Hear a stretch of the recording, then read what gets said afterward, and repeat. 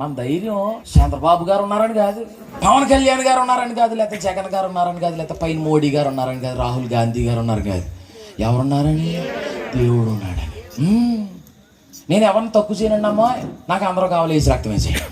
అయితే ఎవరున్నా కానీ దేవుడు ఉంటేనే మనకి తగిన సమయంలో ఆయన సహాయం చేస్తాడు.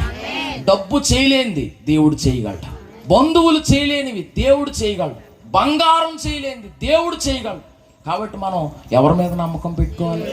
రథాలు ఉన్నాయనుకుని విర్రవీగిపోయిన ఐగుప్తు రాజు ఆ రథాలతో సహా ఎర్ర సముద్రంలో మునిగిపోయాడు, ఏమీ లేదు. కానీ దేవుణ్ణి నమ్మిన ఇశ్రాయేలీల్ని దేవుడు ఉన్నతంగా హెచ్చించాడు. దేవుని బిడ్డ, హల్లెలూయా.